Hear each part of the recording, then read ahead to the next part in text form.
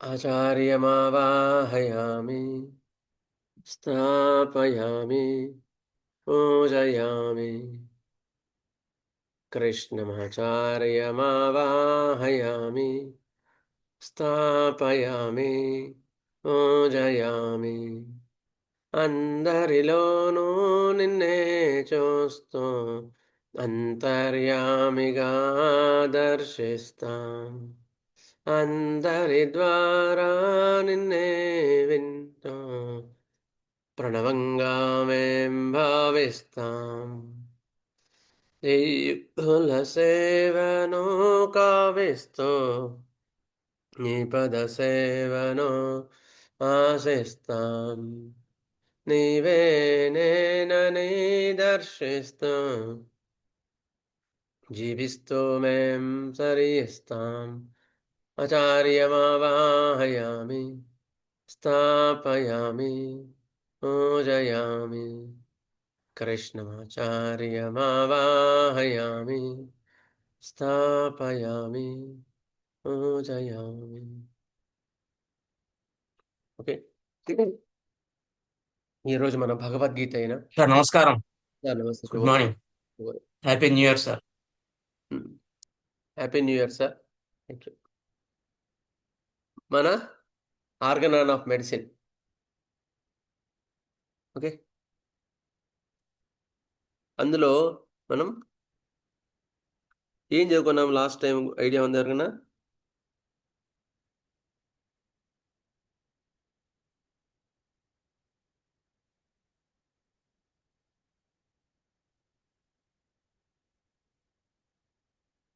One 175 అపారిజమ్స్, one side diseases కదా, అవునా?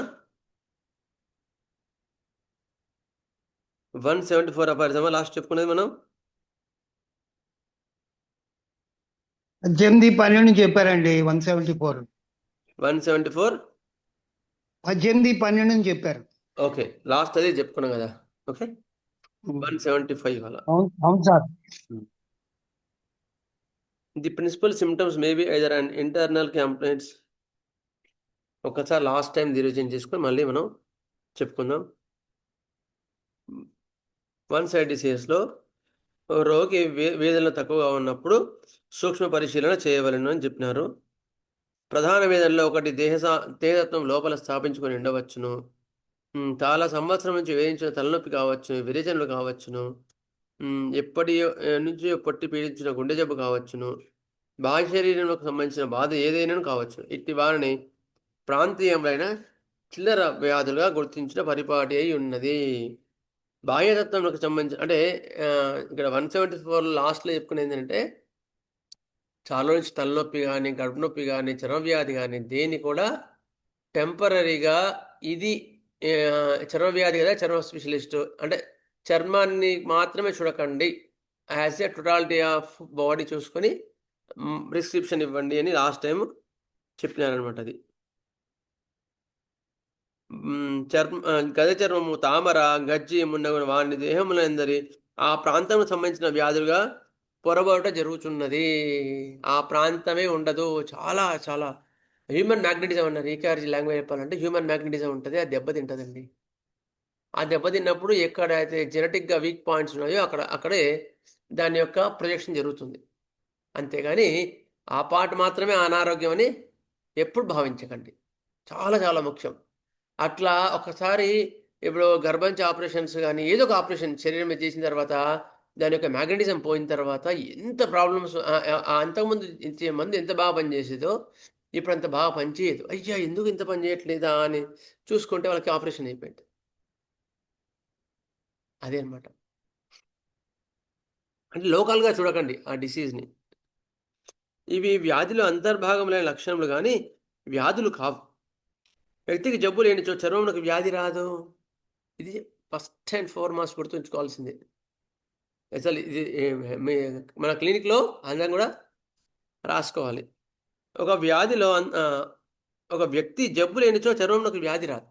వ్యక్తికి జబ్బు లేనిచో చర్మ వ్యాధి రాదు, పక్కన పడుకున్నా రాదు. ఈకేఆర్ లాంగ్వేజ్ చెప్పాలంటే ఒక పేలున్న వాళ్ళ పక్కన పడుకున్నా కూడా వీళ్ళ నెత్తిన పేర్లు రావు. ఒకవేళ పేర్లు పడ్డా కూడా వాళ్ళ నెత్తి నుంచి వీళ్ళ వచ్చినా కూడా చచ్చిపోతాయంట. ఇప్పుడు ఒక చెట్టు ఉంది, బండ మీద నాటితే వస్తుందా? అంటే అటువంటి అనుకూలమైన ప్రదేశం ఉంటేనే అవి మొలకెత్తాయి, లేకపోతే రావు. వాడు ఆరోగ్యవంతుడు ఈ వర్షం తడిచినా లేకపోతే అటువంటి స్ట్రెస్ ఉండే వాటికి వెళ్ళినా కూడా అవి వాడి మీద ఎఫెక్ట్ చూపించు. అదనమాట. వ్యక్తికి జబ్బు లేనిచో చర్మంలోకి వ్యాధి రాదు. ఇది సూపర్ అండి, ఇది మాత్రం హైలైట్. వ్యక్తికి జబ్బు లేనిచో చర్మమునకు వ్యాధి రాదు. వైద్యము వ్యక్తికి జరుగుతున్నట్లు వేదనా సముదాయం కూర్చుకొని మందును నిర్ణయింపవలనే కానీ చర్మమునకు చికిత్స చేయరాదు. అందుకని మళ్ళీ రిపీట్ చేశాను ఇవాళ 174. వేదనా సముదాయాన్ని బట్టి మంది ఇవ్వాలి, కానీ ఈ స్కిన్ డిసీజ్ కదా, మెజీరియం సరిపోతుందా, గ్రావిటీస్ సరిపోతుందా, లేకపోతే రుస్టాక్ సరిపోతుందా అని మంది ఇవ్వకండి. మెర్క్సాల్ సరిపోతుందా, మంది ఇవ్వకండి. ఆ వ్యక్తి ఏ ఏ ఏ డ్రగ్ చెందినవాడో ఆ మంది ఇవ్వండి. గుర్తుంచుకోండి, చాలా చాలా ముఖ్యం అండి ఇది. ఇది 174 అపార్థంలో మనం చెప్పుకునేది ఇవాళ 175 అపార్థం. In one side diseases of the first kind it is often to be attributed to the medical observers want to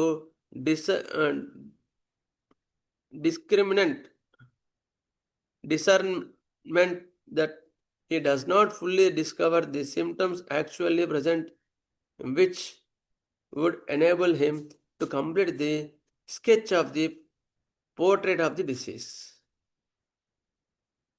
ఈ పాక్షిక వ్యాధులలో మొదటి తరగతి చెందిన వ్యాధుల విషయమున తరచుగా వైద్యుని పరిశీలన లోపం కూడా ఉండును. అనగా ఉన్న వేదనలు మొత్తం సూక్ష్మ పరిశీలన ఇచ్చి గ్రహించలేకపోవటం కూడా సంభవమే. అంటే పోర్ట్రేట్ ఆఫ్ ది డిసీజ్ అంటే మొత్తం సముదాయాన్ని కూడా జాగ్రత్తగా తీసుకోలేకపోకుండా ఓన్లీ అవునండి ఏముంది నా కాళ్ళనొప్పి వచ్చిందండి, కాళ్ళనొప్పికి మంది ఇవ్వండి, అవన్నీ మీకు ఎందుకు అంది అంటే లాభం లేదని చెప్పాలా. డాక్టర్ కూడా మొగల నొప్పులే కదా, అవన్నీ ఎందుకు, ఇప్పుడు టైం లేదు కదా, లేకపోతే ఇప్పుడు అవన్నీ వెంకటి కాలంలో హనుమాన్ కాలంలో అయితే అవన్నీ అడిగేవాళ్ళం, ఇప్పుడు ఎందుకు అని అనుకోరాదు డాక్టర్ కూడా. అంటే అటువంటి డాక్టర్ దగ్గర పోరాదు. In one side diseases of the first kind అంటే ఇంతకుముందు చెప్పుకున్నాం కదా, ఒక పర్టికులర్గా ఒక ఆర్గాన్ మాత్రం దెబ్బతిన్నది అని అనుకునేవాళ్ళం. వన్ సైడ్ డిసీజ్ అంటారు వాటిని. Often to be attributed to the medicinal observer want to discernment that he does not fully discover the symptoms actually present, which would enable him to complete the sketch of the portrait of the disease. అంటే వ్యాధి మొత్తాన్ని కూడా కరెక్ట్గా పరిగణలోకి తీసుకోలేకపోయాడు. ఎవరు? వైద్యుడు అని గుర్తుంచుకోండి. ఓన్లీ నువ్వు స్కిన్కి చూసి మంది ఇవ్వడం కానీ, లేదా తలనొప్పి చూసి మంది ఇవ్వడం కానీ, లేదా కాళ్ళ నొప్పులకు చూసి మంది ఇవ్వడం కానీ ఇట్లా చేస్తూ ఉంటే వాళ్ళు పరిపూర్ణంగా తీసుకోలేదు. ఓన్లీ టెంపరీగా తాత్కాలికంగా దాన్ని మాత్రమే చూడడం జరిగింది. అదన్నమాట. ఇప్పుడు సూర్యుని ఆదిత్యుని చూడాలంటే మనం ఇంట్లో కొట్టుకొని కిటికీలో చూస్తే కొంచెం వెళ్తురే కనిపిస్తుంది. అమ్మ ఇవాళ ఏంది ఇట్లా వెళ్తున్నది అనుకుంటాం. బయటికి వెళ్ళి చూస్తే మొత్తం ఆదిత్యుడు కనిపిస్తాడు, సూర్యుడు కదా. అట్లా మనం కూడా బద్ధకం లేకుండా లోపల కూర్చొని స్కిన్ కదా, గ్రావిటీస్ నుండి గ్లూయిడ్ డిశ్చార్జెస్ పక్కా తగ్గుతుంది. ఎందుకు తగ్గదు? సప్రెషన్ అయిపోతుంది, వాడు చచ్చిపోతాడు గుర్తుపెట్టుకుని. లేకపోతే మెసేజ్ రావట్లేదా పల్స్టిలా, ఎందుకు తగ్గదు? అనేవి తగ్గదు. లేకపోతే ఇంకోటి ఇంకోటి అట్లా అట్లా అట్లా అట్లా అట్లా ఎప్పుడు కూడా ప్రిస్క్రిప్షన్ తప్పు అని నేను చెప్పట్లేదు, ఇక్కడ హనుమాన్ గారు చెప్తున్నారు. In one side disease of the first kind it is often to be attributed to the medicinal observers want of discernment that he does not fully discover the symptoms actually present, which would enable him to complete the sketch of the portrait of the disease. మొత్తం పరిపూర్ణంగా అవగాహన చేసుకోలేదు అని గుర్తుంచుకోండి. Very very dangerous అట్లా ఇవ్వడం కూడా. అది మనకు హనుమాన్ గారు మాస్టర్ గారు ఇచ్చింది. మళ్ళీ ఒకసారి చదువుకుందాం. అట్టి వాణిని మినహాయించిన తర్వాత కూడా మరికొన్ని సందర్భంలో సూక్ష్మ పరిశీలన చేసినను ఒకటి రెండు మాత్రం ఈ పాక్షిక వ్యాధులలో మొదటి తరగతి చెందిన వ్యాధుల విషయంలో తరచుగా వైద్యుని పరిశీలన లోపం కూడా ఉండును. అవునండి, వైద్యునికి పరిశీలన లోపం కూడా చాలా ఉంటుంది. ఒకసారి ఏమైంది, చిన్న ఎగ్జాంపుల్ చెప్తానండి. ఒక అమ్మాయికి HIV పాజిటివ్ వచ్చింది, తీసుకొచ్చారు. హెచ్ఐవి పాజిటివ్ వచ్చింది తీసుకొచ్చారు. నేను చూసి ఫ్రీక్వెంట్‌గా ఆహ్, ఆ సిమ్టమ్ చూసుకొని ఏదో మందిచ్చాను, నాకు ఐడియా లేదు. నాట్రమోరో ఏదో ఇచ్చాను. ఇంప్రూవ్‌మెంట్ వచ్చింది గానీ మొత్తం ఇంప్రూవ్‌మెంట్ రావట్లేదు. ఫ్రీక్వెంట్ ఫీవర్స్ గానీ అవన్నీ ఉంటున్నాయి. ఎందుకో రావట్లేదు. అప్పుడు నేను ప్రబుల్ సార్ వాళ్ళ అబ్బాయి సెమినార్‌కెళ్ళి ఉన్నాను. అని ఇట్లా హెచ్ఐవి పాజిటివ్ అండి. అప్పటినుంచి సిమ్టమ్స్ ఉన్నాయి, తగ్గట్లేదండి అని అడిగాను నేను. అంటే HIV why it will come after sick then only HIV will work అని చెప్పినాడు సార్. హెచ్ఐవి ఆ యొక్క వైరస్ ఎఫెక్ట్ అయినా కూడా రాదంట. వాడు ఫస్ట్ ఎక్కడ సిక్ అయినాడో కనుక్కో, దాని తర్వాతనే మందివ్వన్నాడు సార్. దాన్ని బట్టి మందివ్వాలి గానీ, హెచ్ఐవిని బట్టి అంటే దాని యొక్క సిమ్టమ్‌ని బట్టి మందిచ్చి లాభం లేదు. First probe where first the lady is sick అని అడిగినారు సార్. హమ్మయ్య! అనిపించింది. అన్న తర్వాత మళ్ళీ కూర్చున్నాను కేస్ లెక్కలో. వచ్చి కూర్చొని అడిగానమ్మా, నీకు సరే యాక్చువల్‌గా అమ్మాయికి మిస్‌బిహేవియర్ అలాంటివి ఏవి లేవు. ఏది ప్రెగ్నెంట్ టైమ్‌లో థర్డ్ మంత్‌లో వాళ్ళు ఏదో ఇంజెక్షన్ ఇచ్చినారు. ఇంజెక్షన్ ఇచ్చిన తర్వాత ఒక అంతకుముందు గూడా హెచ్ఐవి నెగెటివే ఉంది. ఆ ఇంజెక్షన్ ఏదో ఇచ్చిన తర్వాత 1 మంత్ చెక్ చేస్తే పాజిటివ్ ఉంది. అయితే నేను సేపున్న దాని మైండ్‌లోనే ఉన్నాను నాకు. ఇంజెక్షన్ ఇచ్చారు గదా! దాని తర్వాత హెచ్ఐవి పాజిటివ్ వచ్చింది గదా! అనుకున్నాను.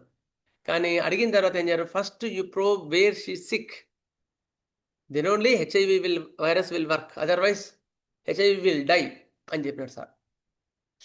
అని చెప్పిన తర్వాత నేను మళ్ళీ అడిగాను, అమ్మా మ్యారేజ్ అయిన తర్వాత ఏ ఇబ్బందులొచ్చాయి అడిగాను. అప్పుడు చెప్పింది, మ్యారేజ్ అవ్వంగానే నేను బక్కగా ఉన్నానని, నేను సరిగ్గా తినట్లేదని, అత్త వాళ్ళు, ఆడపిల్ల వాళ్ళు టార్చర్ పెట్టేవారండి. నాకు చాలా బాధ అనిపించేదండి. ఏమనలేము. ఆ అమ్మాయి కొంచెం సాఫ్టే. గట్టిగా మాట్లాడే మనిషి కాదు. మెతకని కొంచెం. మెతకని కాదు, గట్టిగని కాదు.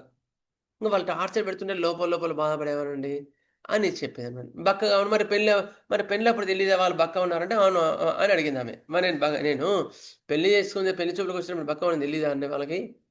మరి ఎందుకు ఇట్లా టార్చర్ పెట్టారు అని బాధపడిందనమాట. అప్పుడు నేను చూసి సింప్టమ్స్ అన్నీ తీసుకొని మళ్ళీ స్టాఫ్సాగ్రి అవన్నీ వేశాననమాట. నెక్స్ట్ మంత్‌కి పిక్చర్ అంతా మారిపోయింది. నెక్స్ట్ మంత్‌లోనే చాలా క్లియర్ అయిపోయింది. Now she is very active. ఇంగా ఒక నెగెటివ్ ఒకటి ఇంకా కాలేదు కానీ, మిగతావన్నీ గూడా సెట్ అయిపోయినాయి. మనిషి గూడా మంచిగయింది. చాలా మంచిగయింది. చిక్కిపోవడము, పీక్కుపోవడము అవన్నీ ఏవి లేవు. చాలా మంచిగయింది. అది చెప్తున్నాను. How where we have to probe. Otherwise we may fail to cure the case. First find out where there is sickness. Then only see the disease. But don't directly see the disease. It will deceive you. If you see the disease, it will deceive you. అది గుర్తుంచుకోండి. అందుకని అందరం కూడా జాగ్రత్తగా experience ఉన్నవాళ్ళు, సీనియర్‌లు ఎవరున్నారో వాళ్ళు గమనించుకొని వైద్యం చేద్దాం. ఓకేనా? 6 నెలల్లో అర్థమైంది కదండీ! ఎవరికైనా డౌట్ ఉందా ఇంగా?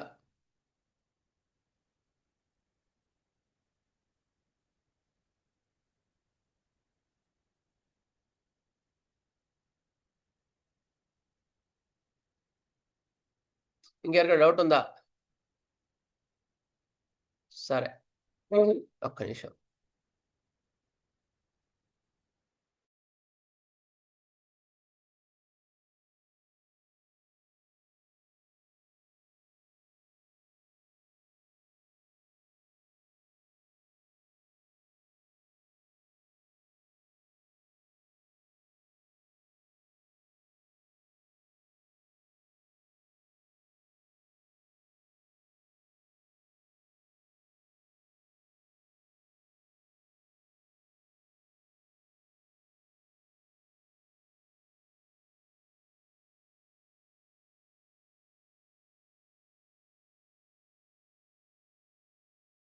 అందుకని ఇవాళ మనకి మనము ఒక్కొక్కరి ఎక్స్‌పీరియన్స్ మనము చాలా ఉపయోగపడుతుందండి మనకి.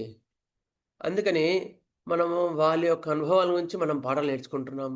అదే ఆ విధానంలో మనకి లైఫ్ సేవింగ్ సిట్యుయేషన్స్, ఎమర్జెన్సీస్‌లో ఎవరెవరు ఎట్లా డీల్ చేశారనేది అది చాలా ముఖ్యమండి. ఏ బుక్‌లో దొరకదది. ఏ బుక్‌లో కూడా మనకు లభించదు. అందుకని అలాంటివి ఇంకొకరి యొక్క అనుభవంతోనే మనం నేర్చుకుంటాం. అట్లా మనకు ఒక్కొక్కరి నుంచి వచ్చిన జ్ఞానాన్ని మనం నేర్చుకోవడానికి రెడీగా కూర్చున్నాం. అలాగే ఇవాళ మనకి డాక్టర్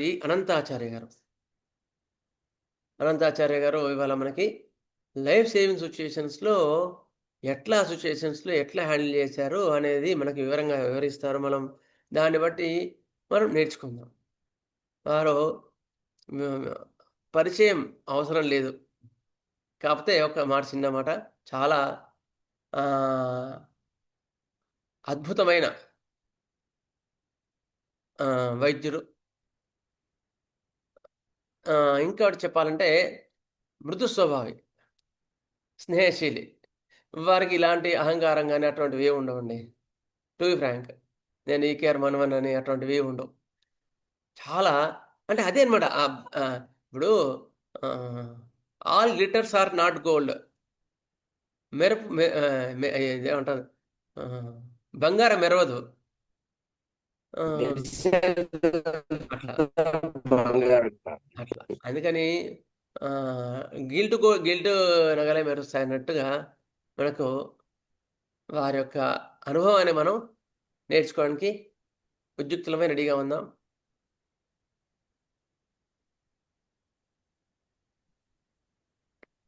వాసుదేవ్ అండి, అందరికీ కూడా ఆంగ్ల నూతన సంవత్సర శుభాకాంక్షలు. వాసుదేవ్ మాస్టర్. వాసుదేవ్. నమస్కారం డాక్టర్ గారు. మీ నమస్కారం. వాసుదేవ, మీ అందరి రూపాల్లో ఉన్నటువంటి మాస్టర్ గారి యొక్క దివ్య పాద పద్మాలకు నమస్కారం. ముందుగా నేను మీ అందరినీ ఫస్ట్ క్షమాపణ అడగాలి. ఆ పొద్దున ఈ ధనుర్మాసం అవడం వల్ల కొద్దిగా లేట్గా వచ్చాను. నేను చాలా రోజుల నుంచి అన్నయ్య అడుగుతున్నారు, చంద్రమోహన్ అన్నయ్య. బిజీగా ఉన్నాను, నేను చెప్పలేను, కానీ నేను టైం కుదుర్చుకోలేకపోయినా అటెండ్ అవ్వడానికి. కానీ ఇవాళ జనవరి 1 ఎలాగని రావాలంటే సరే, అన్నయ్య ఇంత ప్రేమతో పిలుస్తున్నాడు. మీ అంత అనుభవం నాకు లేకపోయినా సరే, ఉన్న అనుభవం మాస్టర్ గారి సేవగా మనందరం కలిసి ఒక మంచి పని చేస్తాం కాబట్టి దాంట్లో పాలు పంచుకోవడానికి ప్రయత్నం చేస్తాం. ఈ లైఫ్ సేవింగ్ రెమెడీస్ మనకి చాలా పెద్దవాళ్ళు, చాలా మంది చాలా రకాలుగా, చాలా కోణాలు ఒక్కొక్క డ్రగ్కి కూడా మనకి అందించారు. అయితే మొట్టమొదట మనం ఎప్పుడు కూడా గుర్తుంచుకోవాల్సింది ఏంటంటే, ప్రతి సెమినార్లోనూ హోమియోకి సంబంధించింది ఏదైనా సరే నేను ఖచ్చితంగా గుర్తు చేసుకుంటాం. ఏంటంటే, ఒక ఔషధానికి ఎంత రోగ నివారక శక్తి కలిగినా సరే ఆయురేఖ లేకపోతే ఏమీ చేయలేదు అని మాస్టర్ గారు మనకి హోమియోపతి లెక్చర్లు ఎక్కడ ఇవ్వాల, భాగవతం ఫస్ట్ పార్ట్ ఉపోద్ఘాతంలో ఇచ్చారు. కాబట్టి అది అలోపతియా, హోమియోపతియా, ఆయుర్వేదం అన్నది కాకుండా ముందు వాడికి ఆ మన దగ్గరికి ఎవరైతే రోగం రూపంలో వచ్చారో పరమాత్మ, ఆ రూపానికి సంబంధించినటువంటి టైం అయిపోతే మటుకు మనం ఎంత మంచి మందు వేసినా, ఎంత రిపర్టరైజ్ చేసినా, ఎన్ని అనుభవాలతో మనం తీసుకుని వేసినా సరే, అంటే దానికి ఆ పర్పస్ అయిపోయింది కాబట్టి దానికి పెద్ద ఉపయోగం ఉండకపోవచ్చు. అలా కాకుండా మనకి ఉపయోగం కలిగింది అంటే అప్పుడు మనకి ఈ శాస్త్రాలన్నీ కూడా పనిచేస్తాయి అన్నమాట. హోమియోపతి పరంగా మనం మాట్లాడినట్లయితే లైఫ్ సేవింగ్ రెమెడీ అన్నీ కూడా లైఫ్ సేవింగ్ రెమెడీసే మనకి వేయటం చేతనైతే కదా. ఎందుకంటే ఒక క్రానిక్ డిజీజ్లో అయినా సరే, ఒక ఎక్యూట్ డిజీజ్లో అయినా సరే, ఒక వెరీ ఎక్యూట్ డిజీజ్లో అయినా సరే, ఈ ప్రాణాపాయ పరిస్థితుల్లో ఉన్నా సరే మనకి సారూప్యం కలిగినటువంటి ఔషధాన్ని మనం కనుక్కోవడమే హోమియోపతిలో ఉన్నటువంటి కళ. ఒక క్రానిక్ డిజీజ్లో కనుక మనం ఒక మయాజంని కనుక ఒక వ్యక్తి నుంచి కనుక తొలగించిన వాళ్ళం అయితే ద్వారా చాలా మంది వాళ్ళ ఫ్యామిలీలో రాబోయే తరాలు కూడా ఈ అసలు ఈ లైఫ్ డేంజరస్ సిచ్యువేషన్లోకి వెళ్లకుండానే వాళ్ళు రక్షింపబడతారు అనమాట. అలానే మనకి జనరల్గా ఈ లైఫ్ థ్రెటనింగ్ సిచ్యువేషన్స్ సడన్ గా వస్తాయన్నమాట. క్రానిక్ గా ఒక డిజీజ్ కి ట్రీట్మెంట్ తీసుకుంటూ అది కాంప్లికేట్ అయినా రావచ్చు, లేకపోతే యాక్సిడెంట్స్ అయినప్పుడు కూడా రావచ్చు. అలానే పాయిజన్ ఇన్సెక్ట్స్ అయినా లేకపోతే పాయిజనస్ ఫుడ్ అయినా అలాంటివి ఏదైనా మనం తిన్నప్పుడు రావచ్చు. హార్ట్ స్ట్రోక్లో రావచ్చు, బ్రెయిన్ స్ట్రోక్లో రావచ్చు. అంటే ఇప్పుడు మనం పైన చెప్పిన విధానాల్లో లివరు, హార్ట్, బ్రెయిన్, కిడ్నీస్ ఇలాంటి వైటల్ ఆర్గాన్స్ ఏదైనా సరే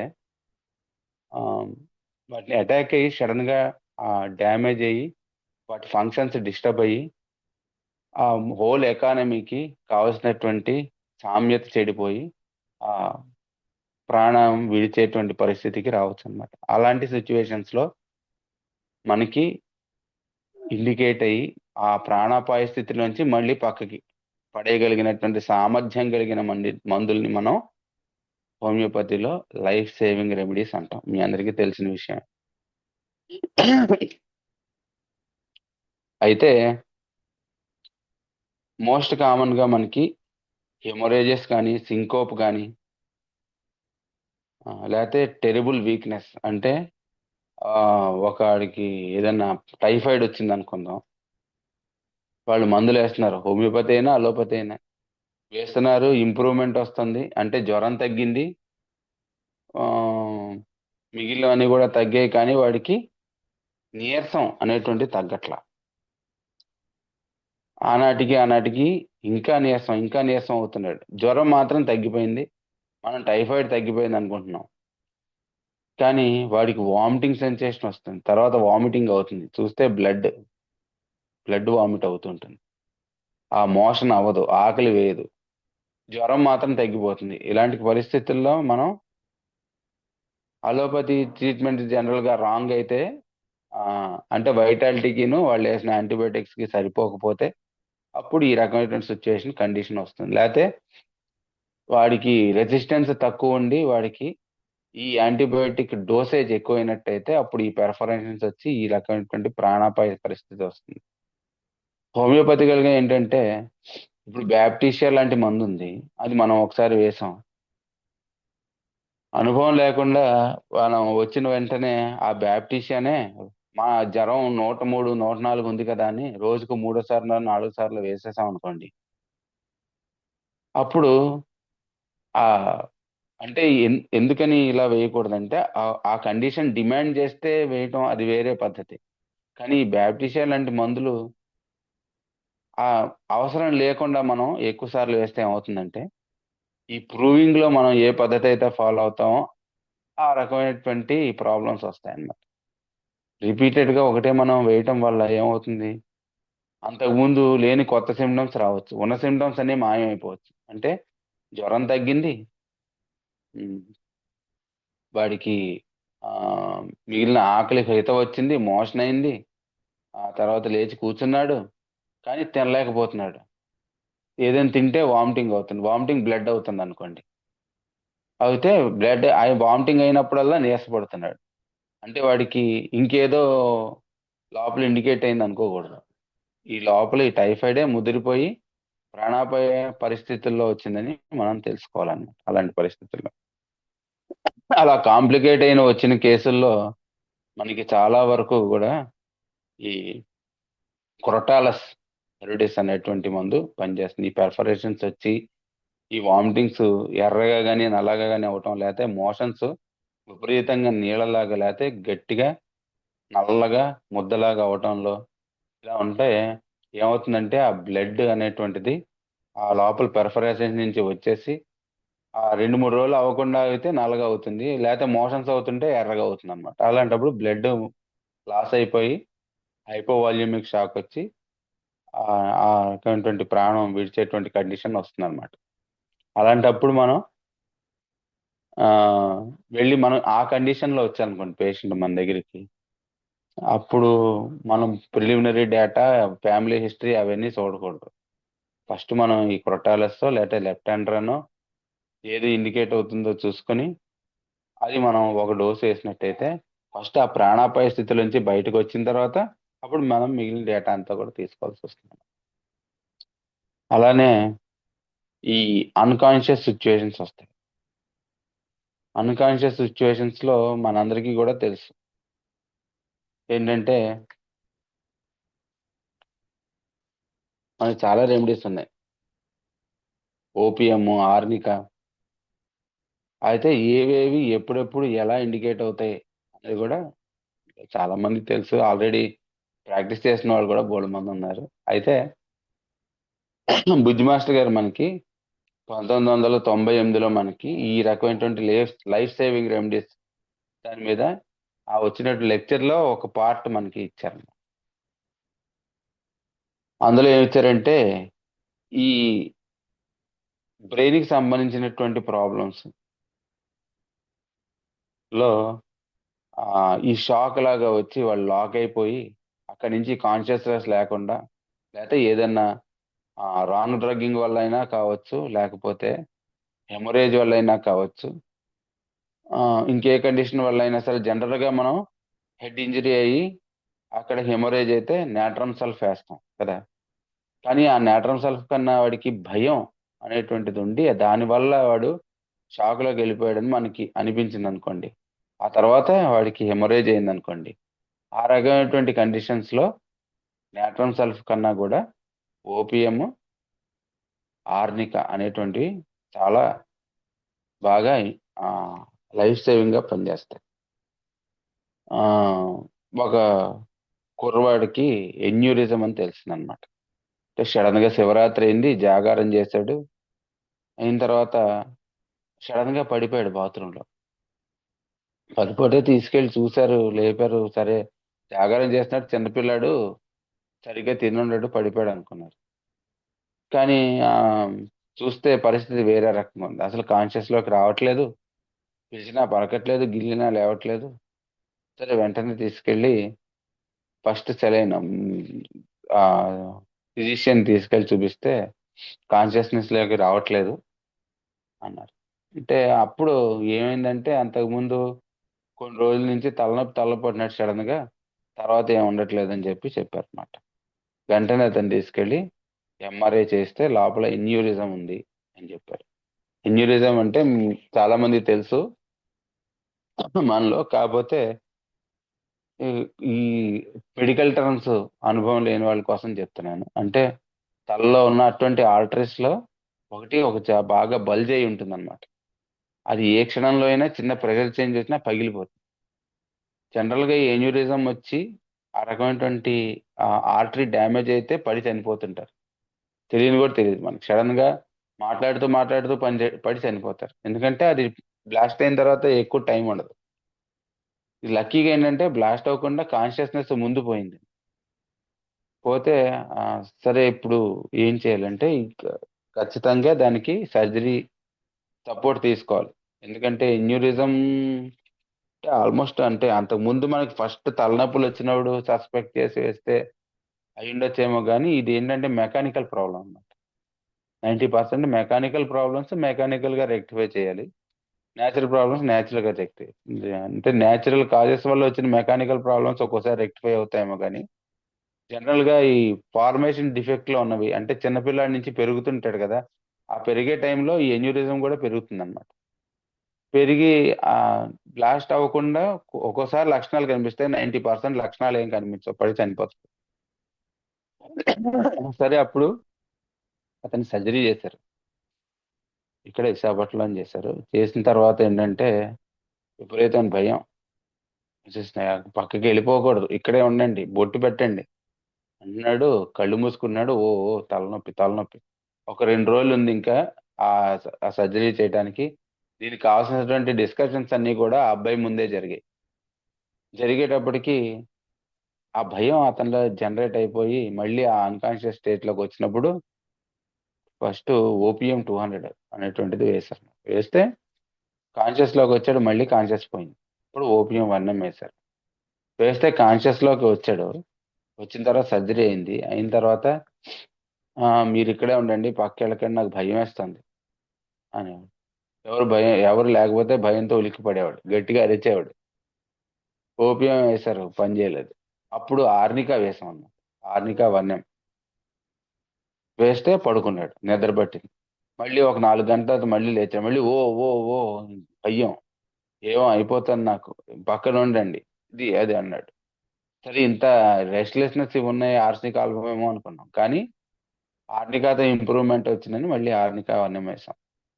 అప్పుడు ఒక 6 అవర్స్ పడుకున్నాడు. మళ్ళీ లేచి మళ్ళీ ఓ ఓ ఓ అంటాం మొదలు పెట్టాడు. మళ్ళీ ఆర్నికా వన్యం వేసాం. వేస్తే ఈసారి 12 అవర్స్ భయం లేకుండా శుభ్రంగా ఉన్నాడు. ఆ అటెండెన్స్ వస్తే వాళ్ళందరితో కూడా మాట్లాడాడు.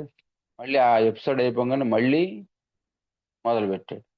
మొదలు పెడితే ఈసారి ఏం చేసామంటే ఆర్నికా వన్నం వేసి ఒక 6 అవర్స్ తర్వాత మళ్ళీ ఓపీఎం వేసాం. అంటే ఈ క్రానిక్ గా ఉండేటువంటి భయాన్ని కట్ చేయడంలో ఆర్నికా కన్నా ఒక్కోసారి ఓపీఎం డీప్ గా యాక్ట్ అవుతుంది. ఇది ఓపీఎం కన్నా ఆర్నికా డీప్ గా యాక్ట్ అవుతుంది ఒక్కొక్క కండిషన్. సరే, దాన్ని సపోర్ట్ చేయడం కోసం అన్నట్టుగా వేసాం. వేసిన తర్వాత ఆ భయం అన్ని తగ్గిపోయి వాడు రికవర్ అయ్యాడు. కాకపోతే ఈ క్లాంప్ కరెక్ట్ గా వేసే ముందు అది బరస్ట్ అయిపోయింది. వేసి మళ్ళీ సెకండ్ క్లాంప్ వేయాల్సి వచ్చింది. ఆ మెటాలిక్ అది ఉండి బ్రెయిన్ ఇరిటేషన్ వల్ల అతనికి పార్షియల్ పెరాలసిస్ వచ్చింది. ఇప్పుడు పెరాలసిస్ ఉంది కానీ బానే ఉన్నాడు. ఆ లైఫ్ డేంజరస్ కండిషన్ నుంచి కూడా కాపాడింది అనమాట. ఒక సర్జరీ అయినా సరే అది ఎంతవరకు సస్టైన్ అవుతుంది, ఆ భయం వల్ల కాన్షియస్నెస్ పోవడం, అప్పుడు ఉండేటువంటి వైటాలిటీ తక్కువ ఉంటుంది కాబట్టి ఎనస్థీషియా ఇచ్చి ఇవన్నీ, అప్పుడు ఏమవుతుందో పూర్తి కాన్షియస్ లోకి వచ్చే వరకు కూడా మనకి డౌట్ కదా. అందుకని ఆ రకమైనటువంటి ఆ, మందులు అప్పుడు వేయటం జరిగింది. కోలుకున్నాడు, ఇప్పుడు బాగున్నాడు. గురు పూజలు వాటికి కూడా వస్తున్నాడు. కాకపోతే పెరాలసిస్ నడవడం కాలు వరకు చాలా వరకు వచ్చింది. చిన్నప్పటి నుంచి అతనికి కొంచెం బద్ధకం అనమాట, కంటిన్యూటీ లేకపోవడం వల్ల, ఎక్సర్సైజ్ ఈ ఫిజియోథెరపీ సరిగ్గా చేయకపోవడం వల్ల ఆ చెయ్యి ఒకటి పూర్తిగా రాలేదు. సో ఇలా కండిషన్స్. ఒక అతను ఆ ఇతను ఆ అసలు స్కూటర్ మీద వెళ్తున్నాడు, అర్ధరాత్రి యాక్సిడెంట్ అయిందనమాట. అయితే ఇక్కడ 7 హిల్స్ అనే ఒక హాస్పిటల్ ఉంది, ఆ హాస్పిటల్లో జాయిన్ చేశారు. అప్పుడు నేను చాలా చిన్నవాడిని. అప్పుడు వచ్చి ఆ అనంతకృష్ణ గారిని దగ్గరికి వచ్చారు వాళ్ళు. మీరు ఇలా ఇస్తారట కదా, ఇలా పడిపోయారు, ఆయనకి దెబ్బ తగిలింది, అసలు ఏం గుర్తు రావట్లేదు, లేవట్లేదు, కదలట్లేదు, ఐసీయూలో ఉన్నారు చెప్తే, అప్పుడు వెళ్ళి అతన్ని చూశారు. చూసి మొత్తం రిపోర్ట్స్ అన్ని చూశారు. సరే, బ్రెయిన్ ఇంజరీ అయింది, లోపల హెమరేజ్ ఉంది.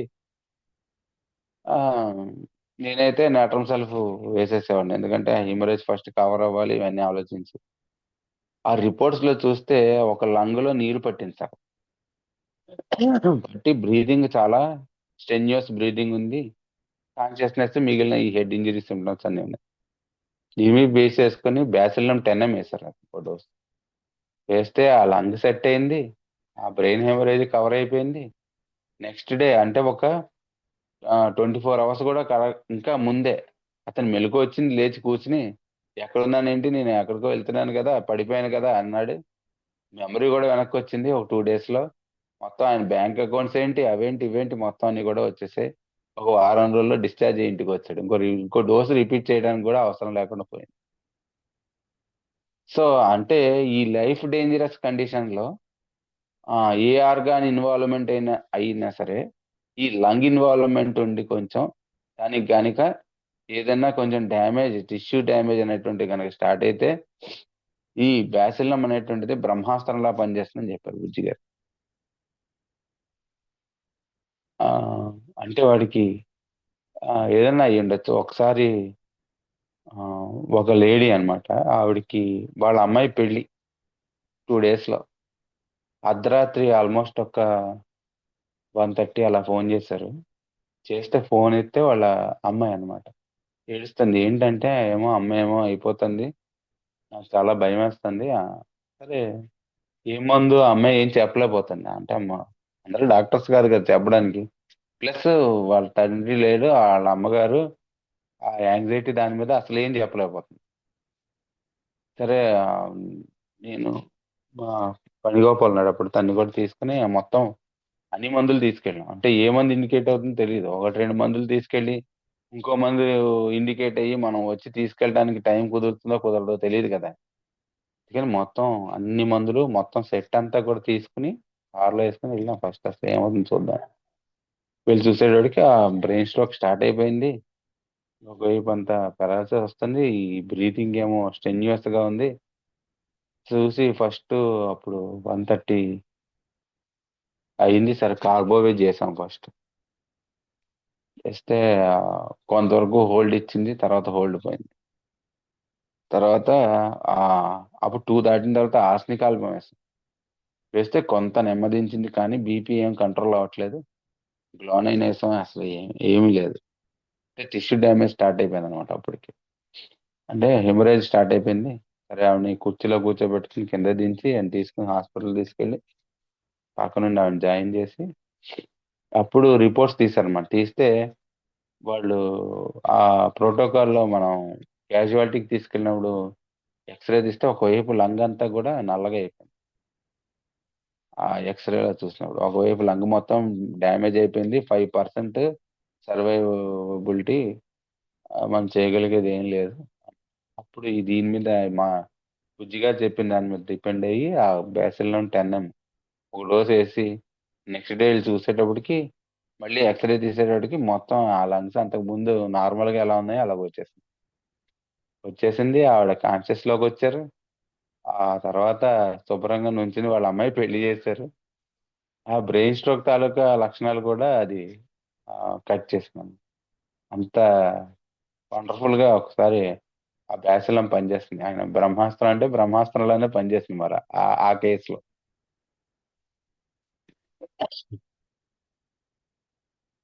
అలాగా ఈ షుగరు, బీపీ డౌన్ అయిపోవడం, అది బీపీ పెరిగితే ప్రాబ్లం ఎలా ఉంటుందో, బీపీ నార్మల్ కన్నా డౌన్ అయిపోయినా, షుగర్ నార్మల్ కన్నా డౌన్ అయిపోయినా కూడా ప్రాబ్లం విపరీతంగా ఉంటుంది. అంటే ఆ ఈ విపరీతమైనటువంటి మోషన్స్ అయ్యాయి అనుకోండి, అవి ఇంకా అలా అలా అలా ప్రతి మోషన్ కి నీరసం అయిపోతున్నాడు. విపరీతమైనటువంటి నీరసం, విపరీతమైన దాహం అని మనం ఆర్సనిక్ ఆల్బం వేయకూడదు, చూసుకోవాలి. ఎందుకంటే ఆ విపరీతమైనటువంటి మోషన్స్ అవుతూ దాహం వేసి చల్లని నీళ్లు అడుగుతున్నాడు అనుకోండి, అప్పుడు వాడికి ఆ మనం ఆర్సనిక్ ఆల్బం వేస్తే ఏం లాభం లేదు, చూయించేయమందు సికేఎల్ కర్ వేయాలి. అప్పుడు అదే వాడు వేడి నీళ్ళు అడుగుతున్నాడు, చల్ల నీళ్ళు తీసుకొస్తే నీకు బుద్ధి ఉందా లేదా, చలేసి వస్తుంటే అన్నాడు అనుకోండి, అప్పుడు ఆర్సనిక్ ఆల్బం వేయాలి. వేస్తే లైఫ్ సేవ్ చేస్తుంది.